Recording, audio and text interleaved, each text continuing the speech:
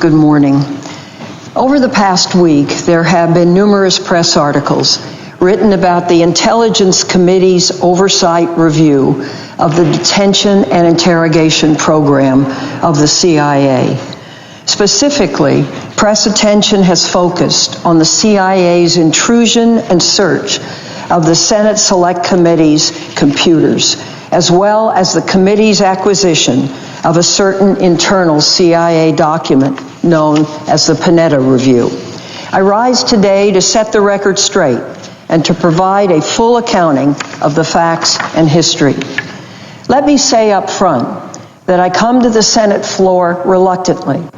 Since January 15th, 2014, when I was informed of the CIA's search of this committee's network, I've been trying to resolve this dispute in a discreet and respectful way.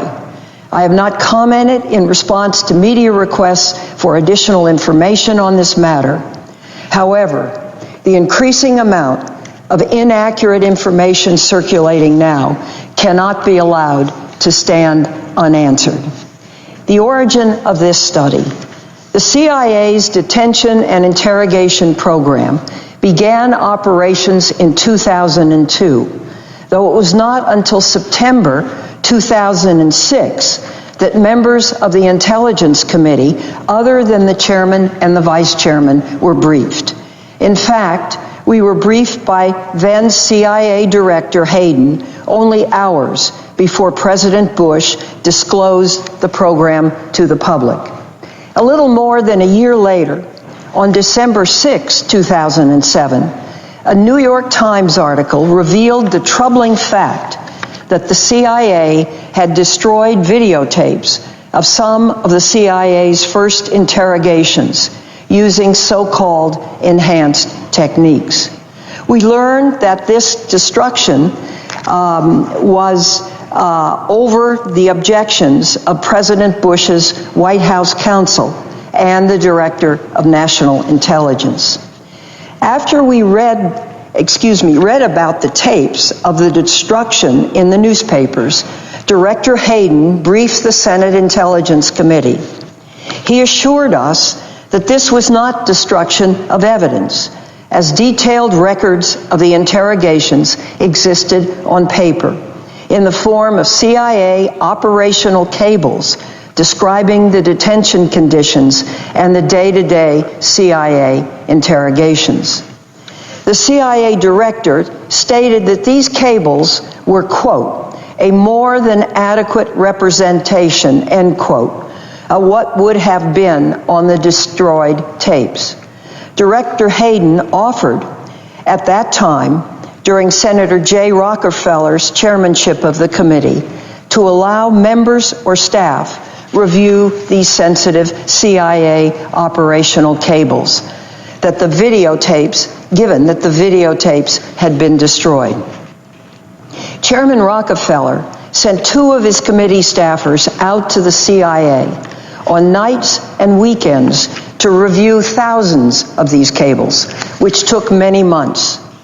By the time the two staffers completed their review into the CIA's early interrogations in early 2009, I had become chairman of the committee, and President Obama had been sworn into office. The resulting staff report was chilling. The interrogations and the conditions of confinement at the CIA detention sites were far different and far more harsh than the way the CIA had described them to us. As a result of the staff's initial report, I proposed, and then Vice Chairman Bond agreed, and the committee overwhelmingly approved, that the committee conduct an expansive and full review of the CIA's detention and interrogation program. On March 5th, 2009, the committee voted 14-1 to initiate a comprehensive review of the CIA detention and interrogation program. Immediately, we sent a request for documents to all relevant executive branch agencies, chiefly among them the CIA. The committee's preference was for the CIA to turn over all responsive documents to the committee's office, as had been done in previous committee investigations. Director Panetta proposed an alternative arrangement to provide literally millions of pages of operational cables, internal emails, memos, and other documents pursuant to a committee's document requests at a secure location in Northern Virginia. We agreed, but insisted on several conditions and protections to ensure the integrity of this congressional investigation.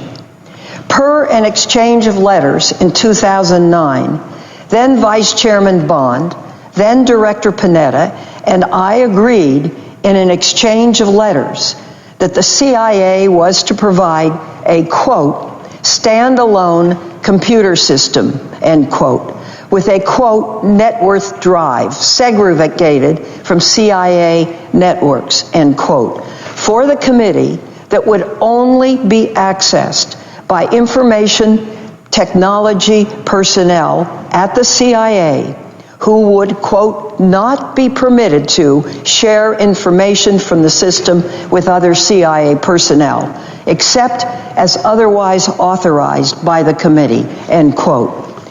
It was this computer network that, notwithstanding our agreement with Director Panetta, was searched by the CIA this past January, and once before, which I will later describe. In addition to demanding that the documents produced for the committee be reviewed at a CIA facility, the CIA also insisted on conducting a multi-layered review of every responsive document before providing the document to the committee. This was to ensure the CIA did not mistakenly provide documents unrelated to the CIA's detention and interrogation program, or provide documents that the president could potentially claim to be covered by executive privilege. While we viewed this as unnecessary and raised concerns that it would delay our investigation, the CIA hired a team of outside contractors who otherwise would not have had access to these sensitive documents to read multiple times each of the 6.2 million pages of documents produced before providing them to fully cleared committee staff conducting the committee's oversight work. This proved to be a slow and very expensive process. The CIA started making documents available electronically to the committee staff at the CIA leased facility in mid-2009. The number of pages ran quickly to the thousands, tens of thousands, the hundreds of thousands, and then into the millions. The documents that were provided came without any index, without any organizational structure. It was a true document dump that our committee staff had to go through and make sense of.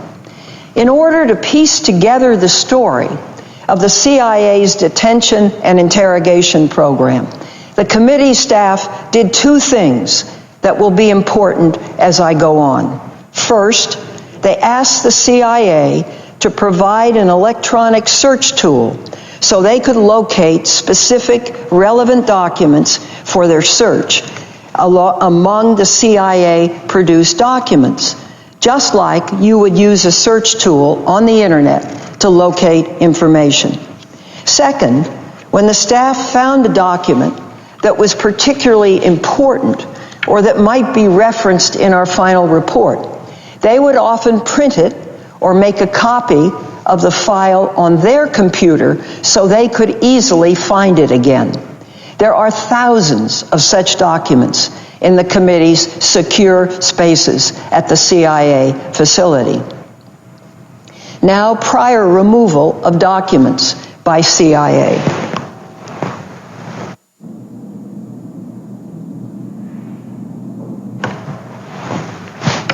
In early 2010, the CIA was continuing to provide documents, and the committee staff was gaining familiarity with the information it had already received. In May of 2010, the committee staff noticed that the documents had been provided for the committee's review were no longer accessible. Staff approached the CIA personnel at the off-site location, who initially denied the documents had been removed. CIA personnel then blamed information technology personnel, who were almost all contractors, for removing the documents themselves without direction or authority. And then the CIA stated that the removal of the documents was ordered by the White House. When the committee approached the White House denied giving the CIA any such order. After a series of meetings, I learned that on 2 occasions, CIA personnel electronically removed committee access to CIA documents after providing them to the committee. This included roughly 870 documents, or pages of documents, that were removed in February 2010, and secondly, roughly another 50 that were removed in mid-May 2010.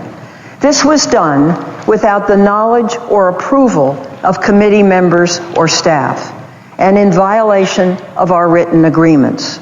Further, this type of behavior would not have been possible had the CIA allowed the committee to conduct the review of documents here in the Senate. In short, this was the exact sort of CIA interference in our investigation that we sought to avoid at the outset. I went up to the White House to raise the issue with the then White House counsel.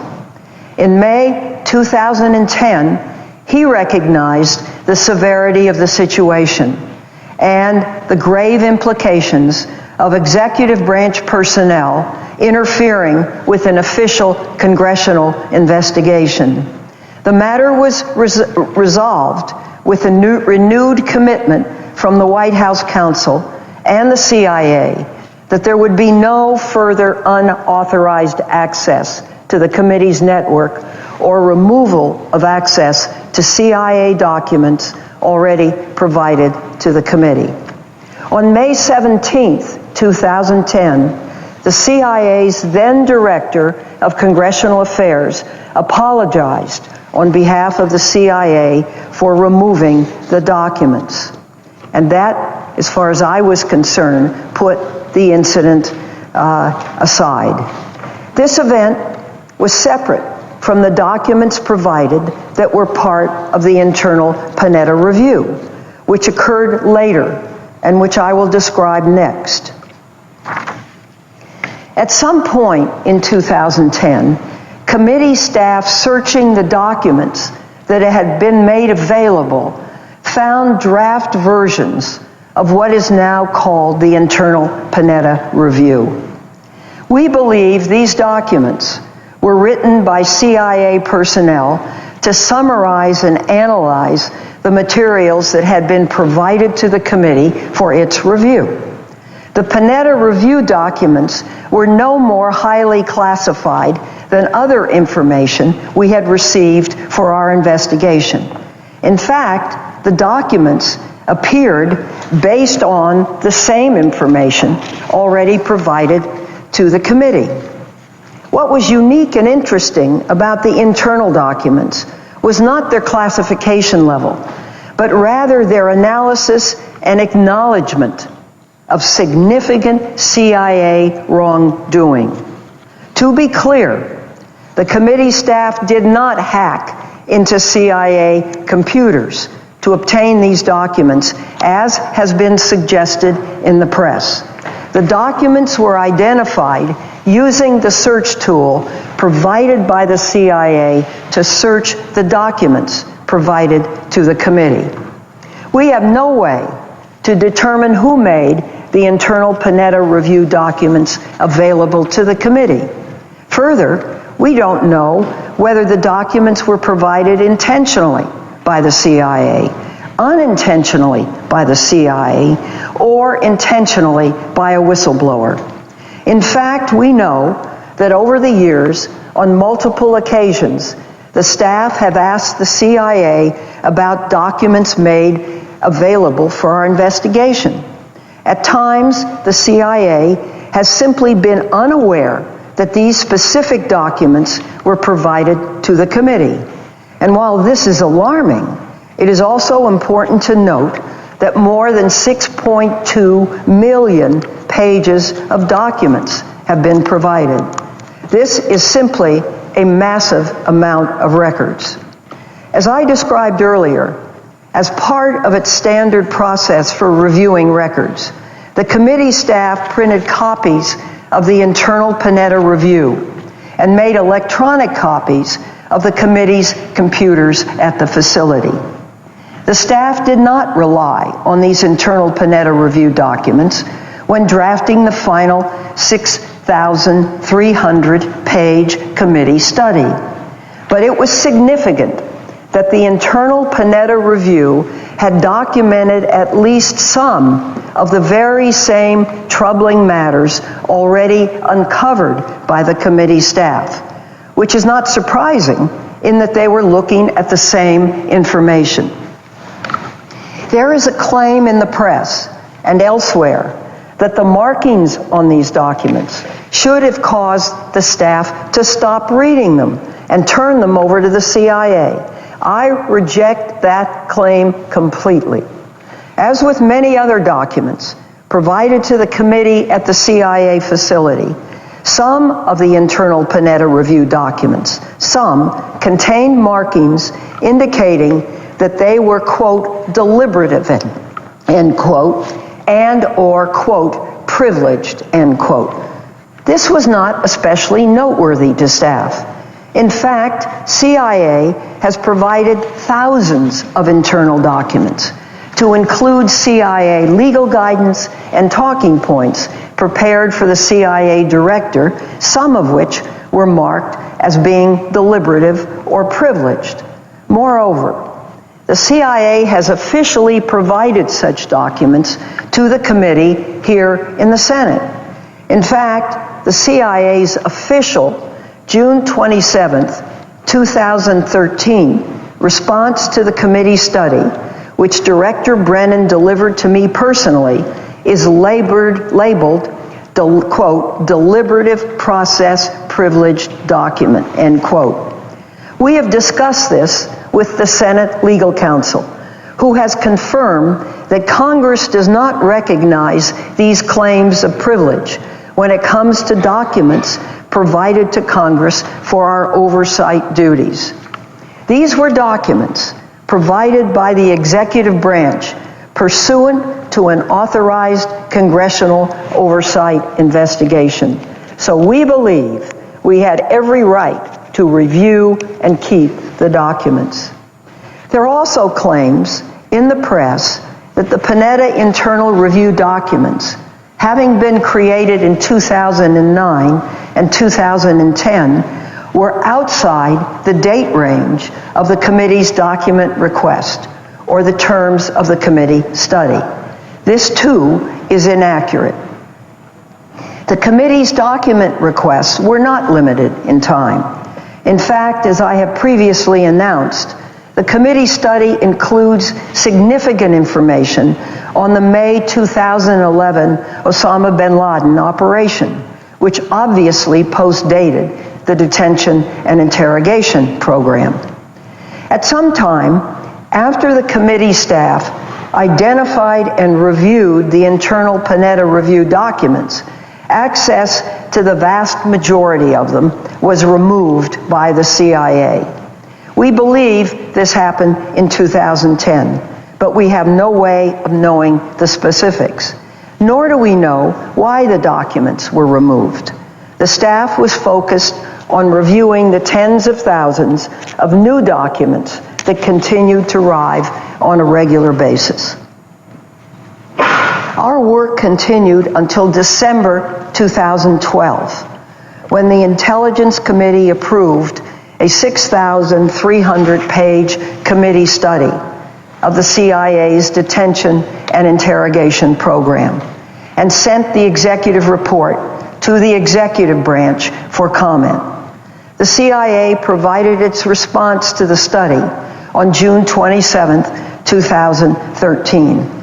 As CIA Director Brennan has stated, the CIA officially agrees with some of our study, but has been reported the CIA disagrees and disputes important parts of it, and this is important.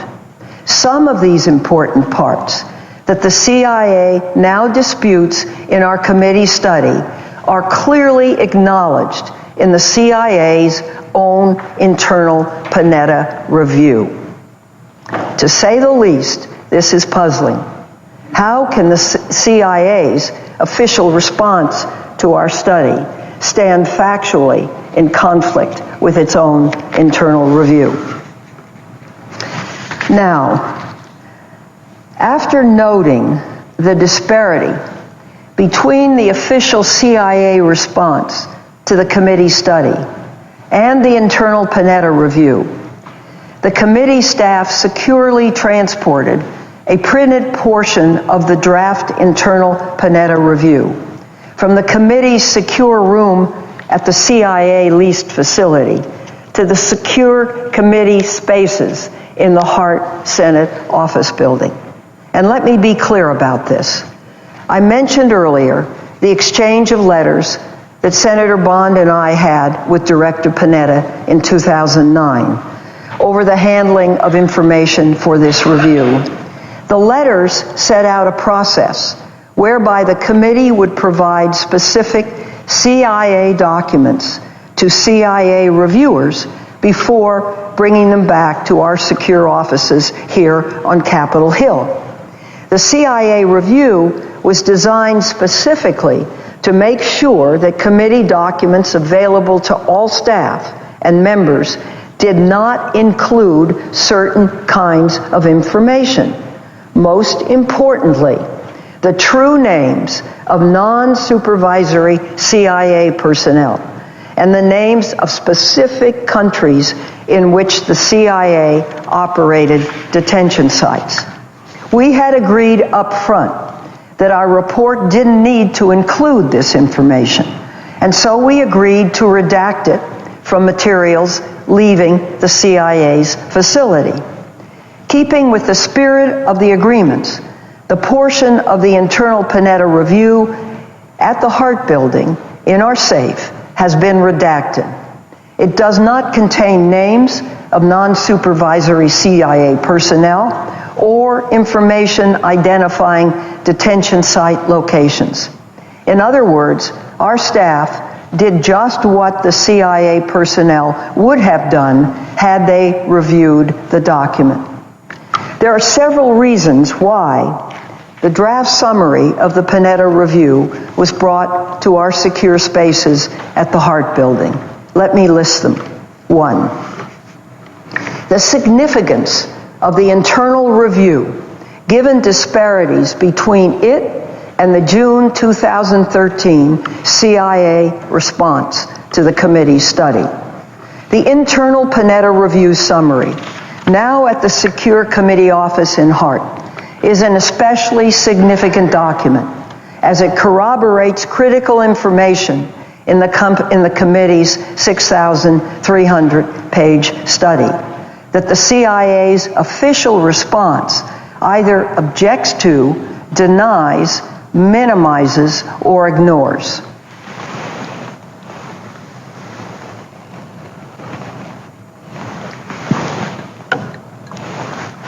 Unlike the official response, these Panetta review documents were in agreement with the committee's findings. That's what makes them so significant and important to protect.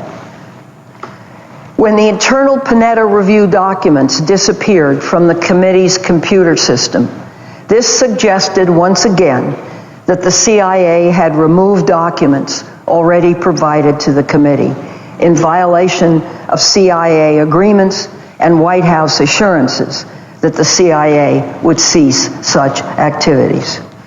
As I have detailed the CIA has previously withheld and destroyed information about its detention and interrogation program, including its decision in 2005 to destroy interrogation videotapes over the objections of the Bush White House and the Director of National Intelligence. Based on the above, there was a need to preserve and protect the internal Panetta Review in the committee's own secure spaces.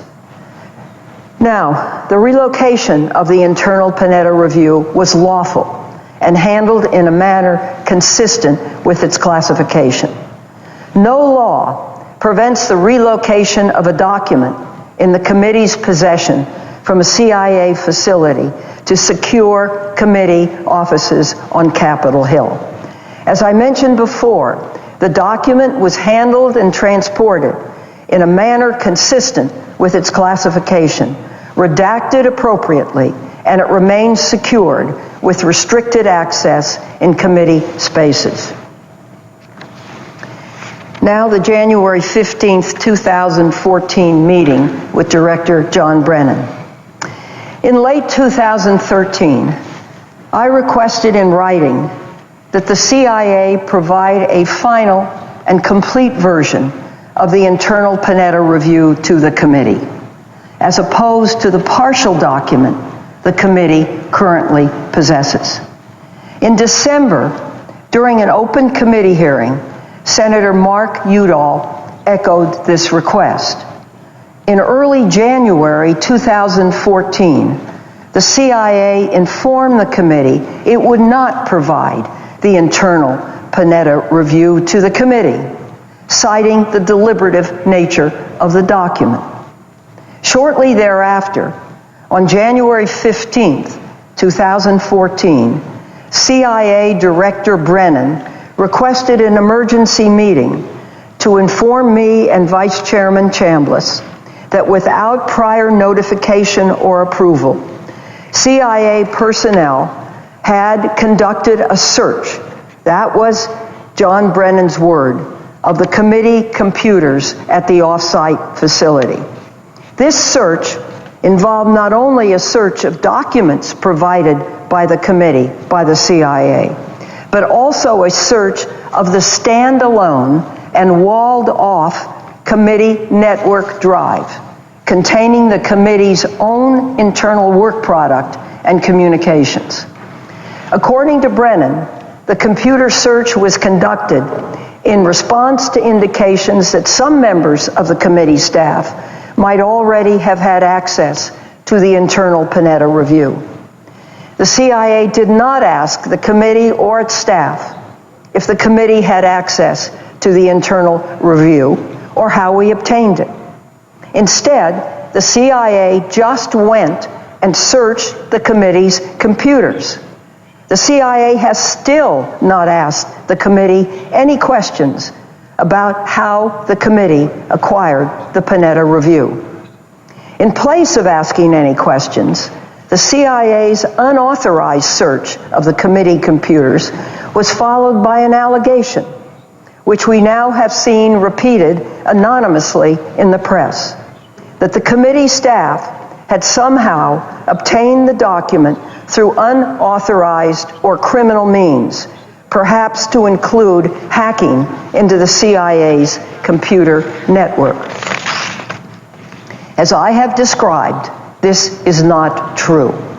The document was made available to the staff at the off-site facility, and it was located using a CIA-provided search tool, running a query of the information provided to the committee pursuant to its investigation. Director Brennan stated that the CIA's search had determined that the committee staff had copies of the internal Panetta Review on the committee staff's shared drive and had accessed them numerous times.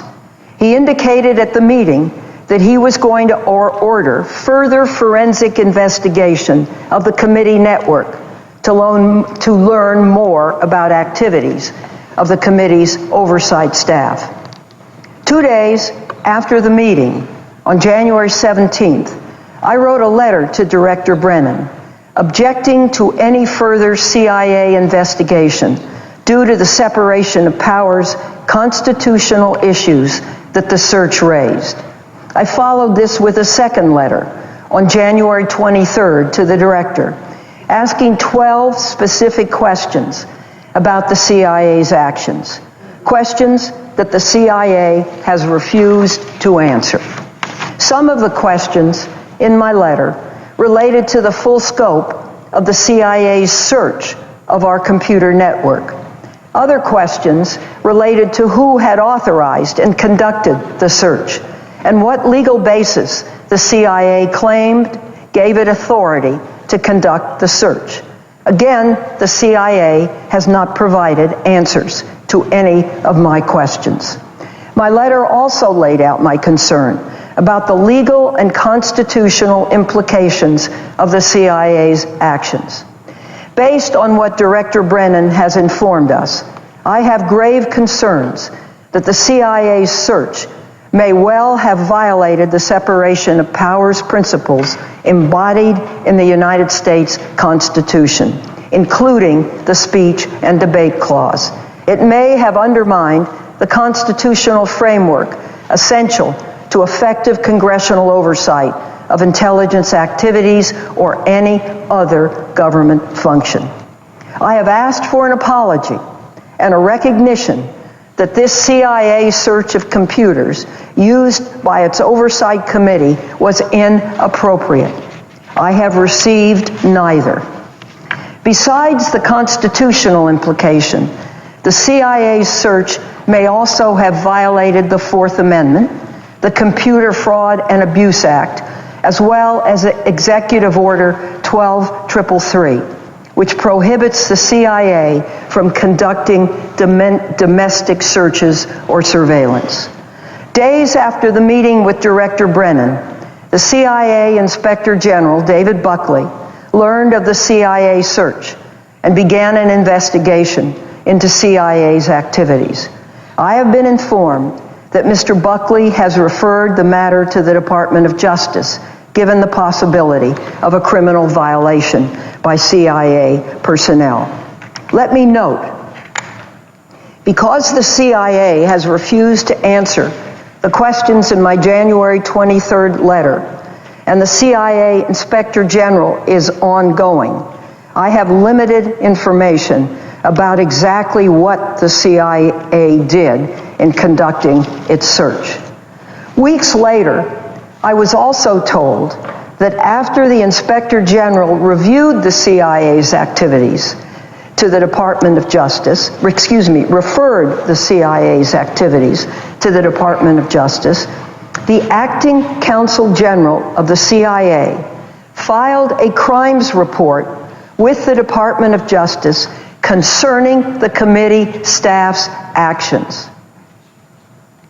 I have not been provided the specifics of these allegations or been told whether the department has initiated a criminal investigation based on the allegations of the CIA's acting general counsel. As I mentioned before, our staff involved in this matter have the appropriate clearances, handled this sensitive material according to established procedures and practice to protect classified information, and were provided access to the Panetta review by the CIA itself. As a result, there is no legitimate reason to allege to the Justice Department that Senate staff may have committed a crime. I view the acting Consul General's referral as a potential effort to intimidate this staff, and I am not taking it lightly.